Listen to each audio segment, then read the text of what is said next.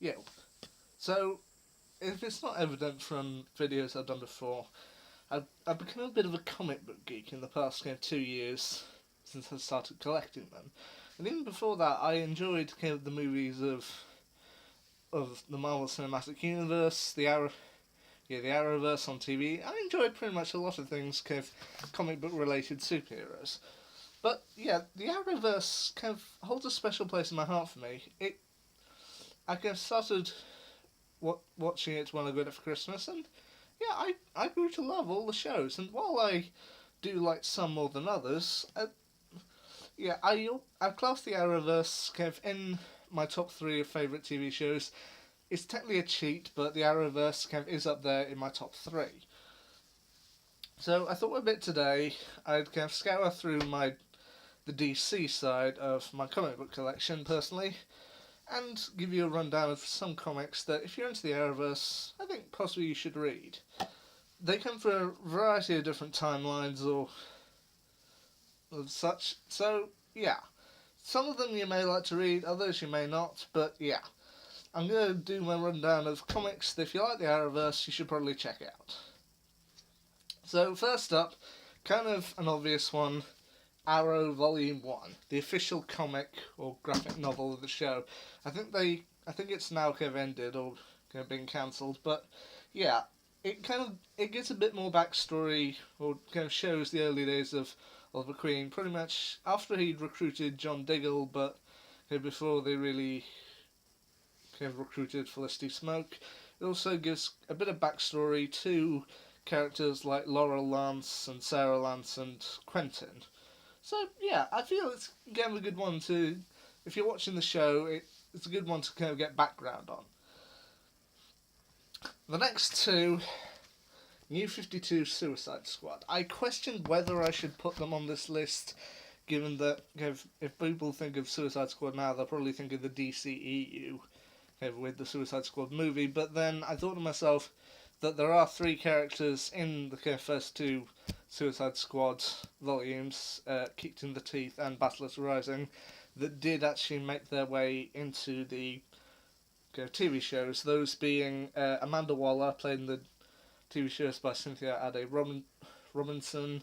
You've got Deadshot, played there by Michael Rowe, and Captain Boomerang, played by Nick Tarabay. So I felt if those three had made it into a TV show, which they did, I figured I had to include volumes 1 and 2. But yeah, I'd still suggest checking Suicide Squad out. You may go up and down on the series, but I feel it's a good one. The next one is probably quite a close representation of what the Flash TV show ended up being, and that's DC Universe Rebirth, The Flash, Volume 1, Lightning Strikes Twice. Now, while Barry has yet to encounter, on the TV show at least, his friend turned enemy August Hart, who turns into the speeds of Godspeed, this one to me felt pretty close to what the Flash TV show ended up being. It shows Barry in his closest approximation. You also get a view of how Wally West became Kid Flash, and I feel it's a good one to read. It's a good approximation of the TV show to the comic. I think it's pretty good. New 52 Green Arrow, The Midas Touch. While some comics in here don't quite line up pretty well with their TV shows, this one I feel doesn't quite. I mean, I've got other ones in this list that I feel do line up a little bit better. The Midas Touch isn't necessarily one, but I bought it because I felt I should try reading a Green Arrow comic, and this was a pretty good one. It shows some villains that haven't really shown up yet for Green Arrow, such as Lime and Light, a pair of sisters with light-based powers, and I do think it's a good one. Supergirl, The Last Daughter of Krypton. Another one from the New 52. This one shows how Kara Zor-El ended up coming to Earth, and yeah, it's also a good one for people who are watching the Arrowverse, because while the first season focused mainly on the villains of Non and Indigo, this one drops you right in at the deep end with the world killer Rain, who didn't show up until about season 3. And I do feel it's a good one trying to see Kara cope with this world that's alien to her, and trying to ultimately find her way around it. Another one that I questioned whether I should really put it in here because very loose connection, Justice League International.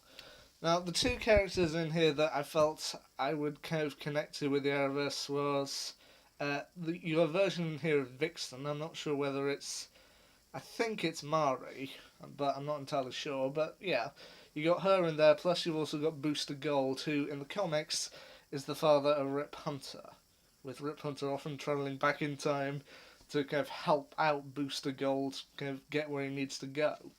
So yeah.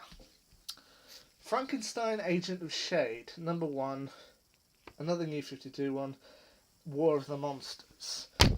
While Frankenstein himself hasn't shown up in the Arrowverse, God knows how they'd handle that, I bought this one specifically because it had Ray Palmer. I mean, he doesn't yet become the Atom. He does start to exhibit kind of Atom-like powers, but through his kind of scientific experiments. He's not quite there yet, but you do get to see him, and it is quite close to the version of the Atom that Brandon Routh plays in kind of Arrow and Legends of Tomorrow.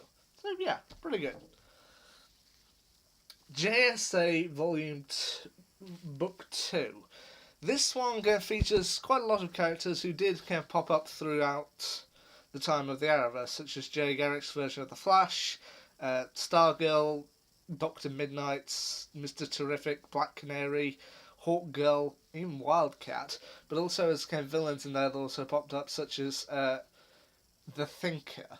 I mean, I personally haven't been able to find The Thinker in kind of other Flash comics that I found, but this is the first time I kind of found him in. It's kind of a sense of they've already defeated him, but his mind lives on and continues to cause trouble for them, which I feel is a good shot. You get to see them in Book 2 kind of battle quite a lot of different kind of creatures and villains that they've ended up fighting over the years, so yeah, I feel it's good. Vibe, Breach.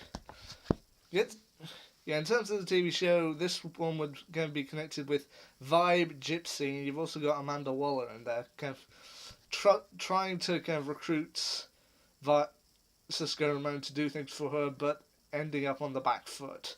And it's quite funny to watch. Constantine, The Spark and the Flame. Once Constantine started having a bigger role in the Arrowverse, I felt I had to get myself a comic or one of his. So New 52, The Spark and the Flame, and I do think it's a pretty good kind of approximation of the way Matt Ryan plays the character. I saw the TV show earlier this year. I liked it. I'm loving his part on Legends of Tomorrow, and I feel, yeah, that's a good approximation of the comic. The Flash, move forward. I've got 2 in here, which are The Flash. Yes, one being Move Forward, the other being Out of Time. Out of Time I mainly picked because it's got kind of the closest approximation to kind of Savitar from Season 3. But then in Volume 1 you also get to see quite a few good stuff, such as Patty Spivot, Iris West, Wally West, even Captain Cold. And yeah, I do feel that the comics do quite well. Yeah, there's also Earth 2, which has kind of a different version of Jay Garrick. While I would say the one from JSA Book 2 is kind of more similar to John West's Ship's version, the one from the New 52 Earth 2 I feel is kind of more closer to Teddy Sears' approximation of the character. Anyway, quick smart to get through the rest. You got the DC Universe rebirth of Green Arrow, the Death and Life of Oliver Queen, which I actually feel is the closest approximation to Arrow that the comics that I've read. I do feel it's a good one. You got Oliver, John Diggle, and even a Felicity kind of character in there. You've also got the Fury of Firestorm. Yeah, Volume 1, The God Particle, which I feel was a good one. Flashpoint, which kind of I got shortly before the adapted Flashpoint. And with Elseworlds coming up later this year, kind of for the big crossover, also recently got a Batwoman. Batwoman and the Many Arms of Death. So yeah, those are the comics that I would really suggest reading if you are a fan of the Arrowverse. I mean, often comics can be a little hard to get into, but I found the Arrowverse was a kind of good place to go. Kind of watch a lot of good characters and then look at the comics that they're in. And it's pretty good. Well, anyway, hop in. See ya.